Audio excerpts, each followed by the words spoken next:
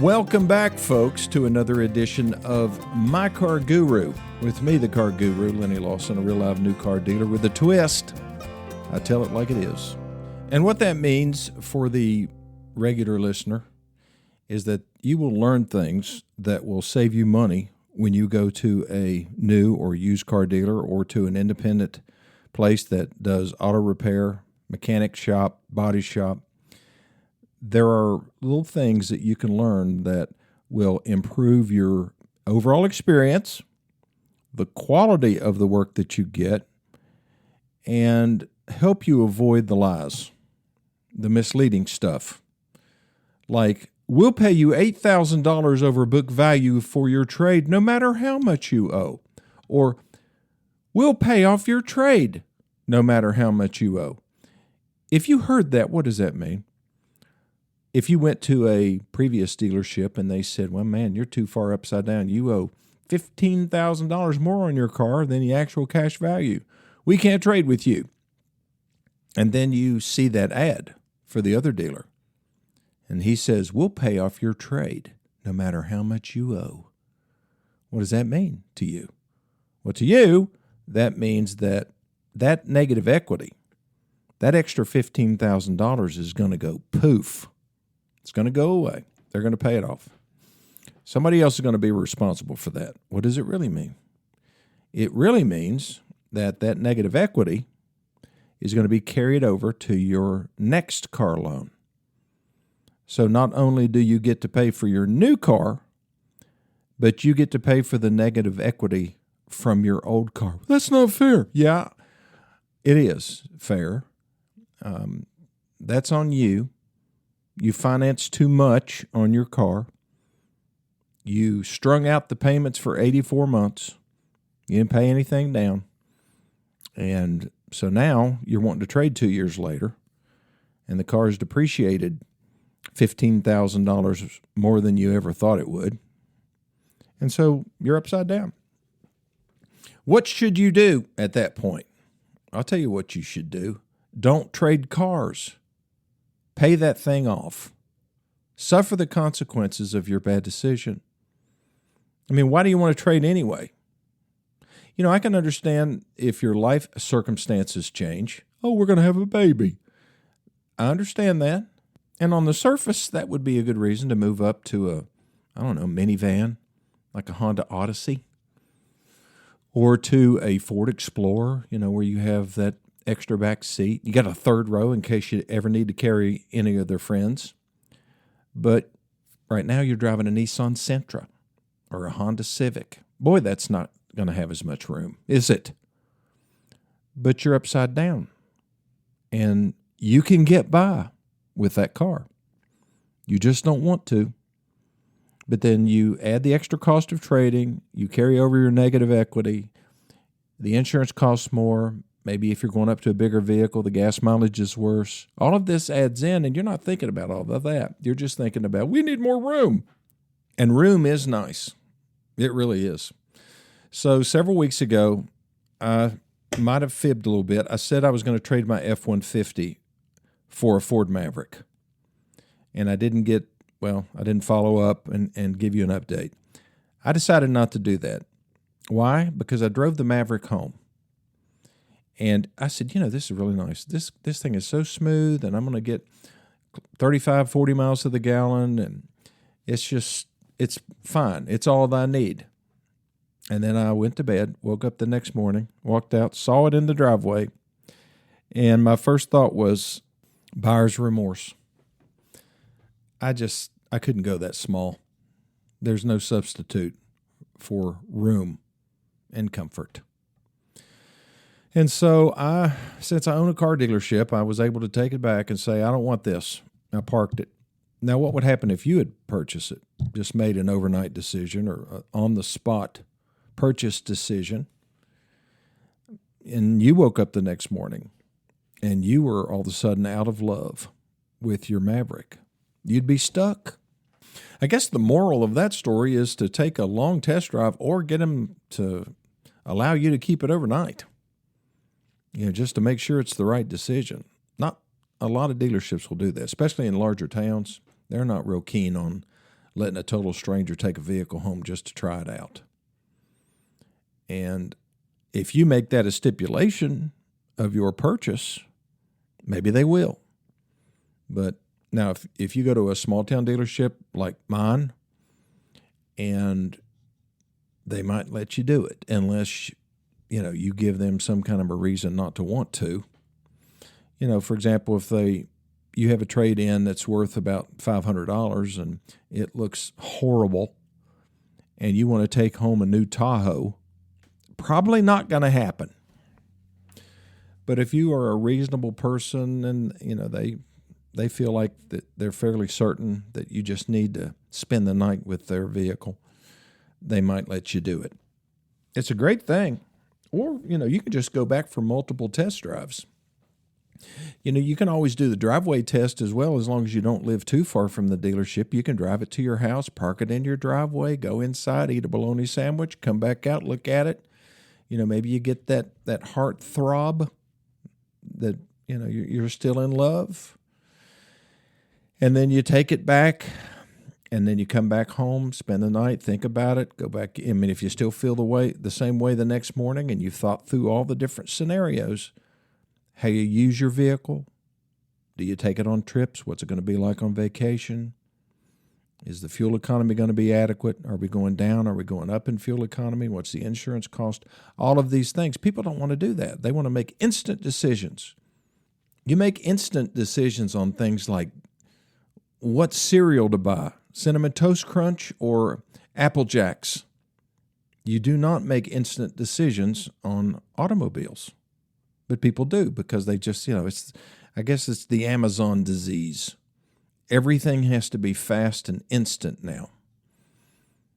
And, the thing about a car is that you buy it and you live with that decision for many years, unless you made a mistake and then you go try to trade it, and then that leads to financial problems. Slow down, put some thought into it, and you might end up with a Bronco. I'll be back in just 1 minute.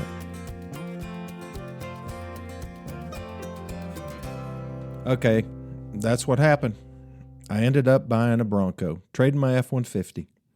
Yeah, we had this beautiful Bronco come in, and for me, it's about an 18-month decision. That's how often I trade my vehicles.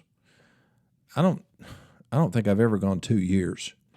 But I buy a vehicle because I like driving the same vehicle all the time, and I don't like to have to bring it back every time a salesperson wants to show it to somebody. So I bought this Bronco knowing how they drive. I was going to sacrifice some ride quality. I'm also sacrificing a bed because the Bronco has a big hatch. The one I'm buying is the Badlands edition, so I can haul pretty rough stuff in the back. I'm not going to throw a load of mulch in the back unless it's in bags. But this particular package, you can actually turn a hose on and rinse out your interior in this Bronco because the whole floor is rubber and it has drain holes in it. I'm not going to do that. If I want a truck, well, if you wanted a truck, you maybe borrow one from your neighbor. If I want a truck, I just come to the dealership and grab a truck. And so, you have to look at your circumstances. But I was willing to sacrifice some ride quality and the bed because I just love the way this thing looks. I love the way it drives. It's like a sports car that's an SUV. And if you listen to this program very long, you know that I like sports cars. And it's something I just enjoy. I don't enjoy getting in and out of it. It doesn't have power running boards like my truck did. And so I have to really maneuver and stretch and pull and to get inside of it. But I can do that for 18 months. The reason I'm telling you all this is just simply because you don't have as much time as I do. And you obviously, you might own a car dealership, but probably don't. And so your decision has to, it deserves more of a thought process. And it's important to slow down. Now, the advertising for car dealers, it's all urgency, urgency, urgency. This sale is going to end absolutely on July 4th. For example, we've got employee pricing right now on Ford, and we're clearing out our Ford inventory right now. It's been incredible, but it ends. It has an end date, July the 6th, I think. It's to celebrate the 250th birthday of our nation. And so Ford decided to do that, and several other manufacturers have followed suit. So is that a good reason to come in and shop for a vehicle? Yeah, if you need a vehicle, if you really need to change, if it really makes sense for you to do it. But please, first, find out what the actual cash value of your vehicle is. One way to do that is to go to a dealership and say, I'm thinking about selling my vehicle. What would you pay me for it? Are you going to trade? No, we're not interested in trading. We're just interested in selling. And then you can get a price from Carvana. They have that opportunity online. You can get a price from CarMax, and then you can just compare all of those and see where you stand. If you look at all three of those and none of them are within, let's say, $5,000 of what you owe in the vehicle, then that's going to affect your decision. Will $5,000 break you if you carry that over to another car? No, that's not too bad. But when you're talking $8,000 to $15,000, you don't need to trade. You need to sweat it out. And if you're talking, I've seen people come in, they're $25,000 upside down. They have no money to pay down, and just because of the aggressive nature of some of these financial institutions, they will actually buy the deal. They'll finance it for you, and then they're just keeping their fingers crossed that you never default on that loan. You know what happens when you default on a car loan? Some of you probably have done that. But when you do, you park it in your driveway, a little wrecker shows up, they pick it up. It can be voluntary or you can raise all kinds of cane.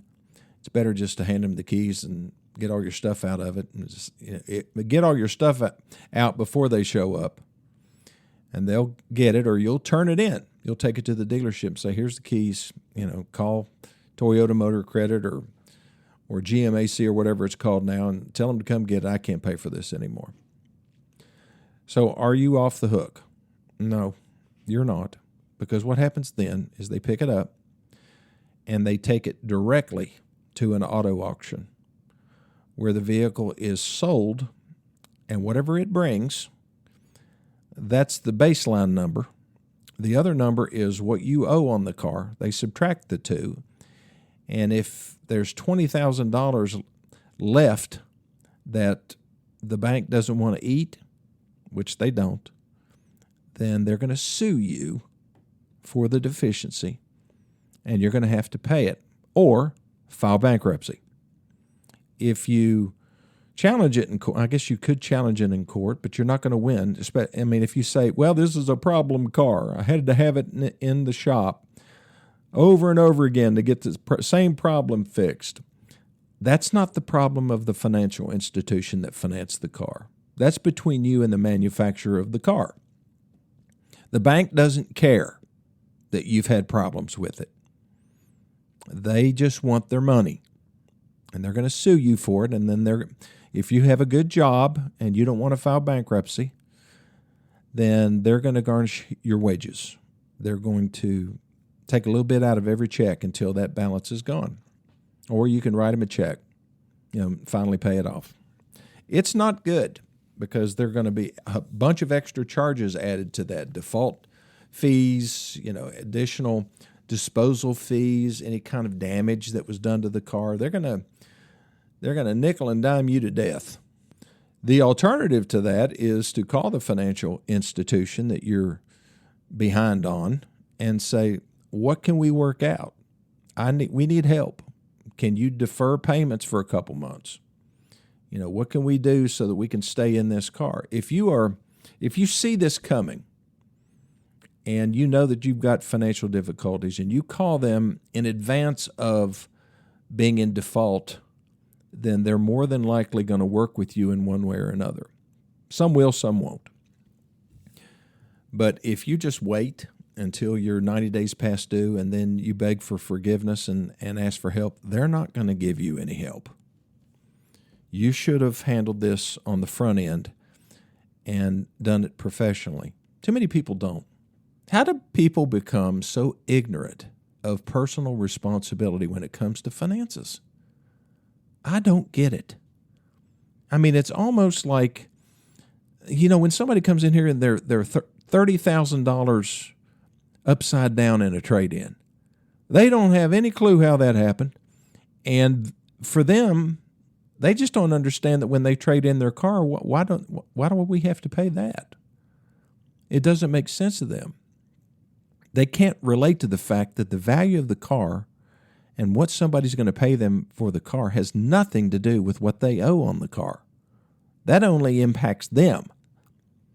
The seller, the purchaser, is just looking at an automobile, deciding in their mind what it's worth, and they're willing to pay that. What you owe on it is irrelevant to them. Now, like I say, it's not irrelevant to you because you've got to figure out some way to get the title, and you only get the title to that car if you pay it off. And then you'll have somebody, for example, that, they're making their monthly payments. All of a sudden they have a tough month. They get a big credit card bill. Maybe it's after Christmas or something. And so their payment comes due, and they don't make it. And then their next payment comes due, and then they make that one. And then they make every subsequent payment after that. What happens is that they have never made that one payment, so they're showing 30 days past due on every payment after that because they didn't catch up the one that they missed. How would they know that they need to catch up that payment? If you missed a payment and then you pay the next one and then the next one and the next one, at some point you would think, I need to make up that payment that I missed. And so you pay two payments to get caught up. To me, that's common sense, but it's not common to them. They say that the only thing common about common sense is that it's not very common. It's one of the reasons. I think when you're probably in your early 20s, you don't have many assets, if any. At some point when you get a little bit of money, maybe you save $5,000 or $10,000, I think it's time to get a financial advisor.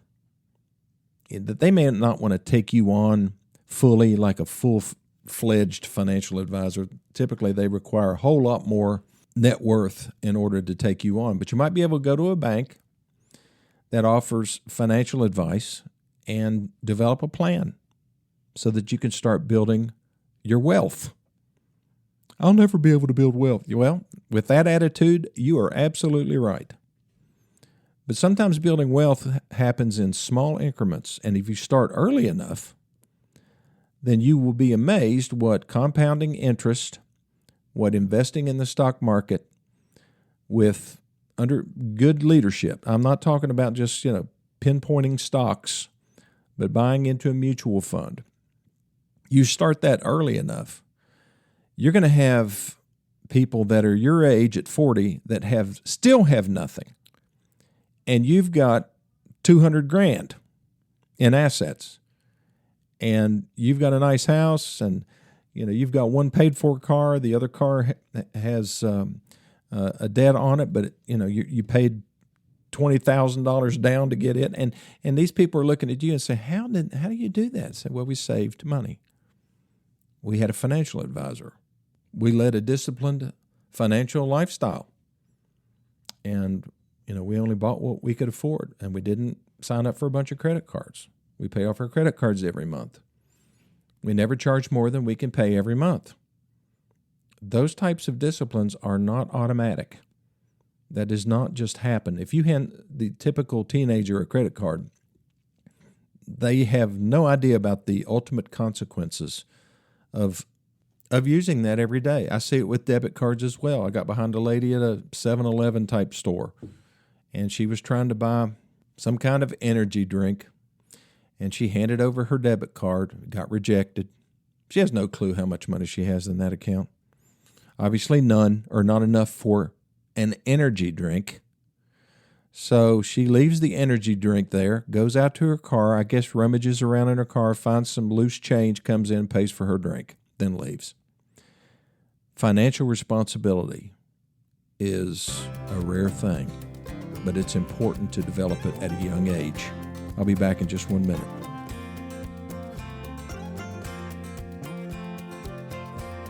So the My Car Guru Teen Driving Guidebook does not dwell a lot on, well, doesn't dwell any on financial responsibility. And I think that would probably be a real snoozer for a lot of young folks. They just, especially kids that are still being supported by their parents, it's just, they look at financial responsibility as, that's somebody else's deal. That's not mine. I do my chores. I get my allowance if I'm lucky. And somebody else worries about all that other stuff. And then they go to college, or they go into a trade school, or they join the workforce, and they don't know anything about managing money. They open an account at a bank, and the bank offers them a debit card, but they don't really reconcile their bank account every month and know where they stand and how much money they're spending. And then they go to a 7-Eleven and can't charge an energy drink on it.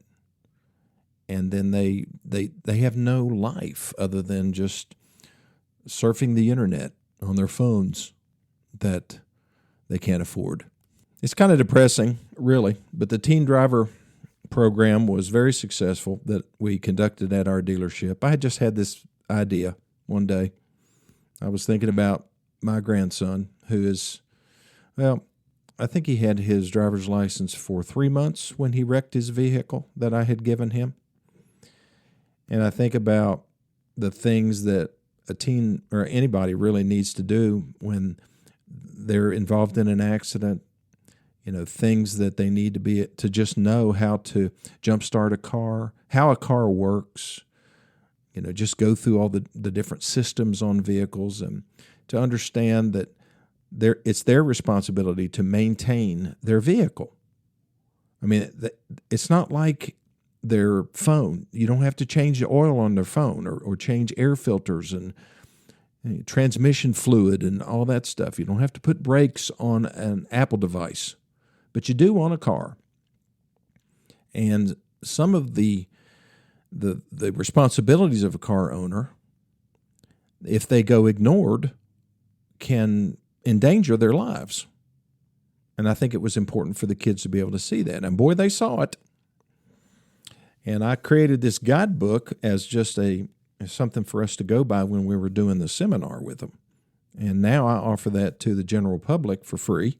You just have to send me your email address, and I'll send you a copy of it. It's the actual book that we used with these kids, and it has a lot of good points in it. And I think you can use it as talking points if you can get them to sit down and listen to you. That's problem number one. But if it is a condition of their driving ability, then they might pay attention. And then you give them a test after, and you know whether they listened or not. Well, thanks for listening to this edition of My Car Guru. If you need me, 423-552-2020. That's my cell phone. Send me or text me your email address, and I'll send you a copy of the Teen Driver Guidebook, or the My Car Guru Guidebook, which is about buying, selling, trading, servicing cars. It can really make a difference in your car life. And I'll see you next time.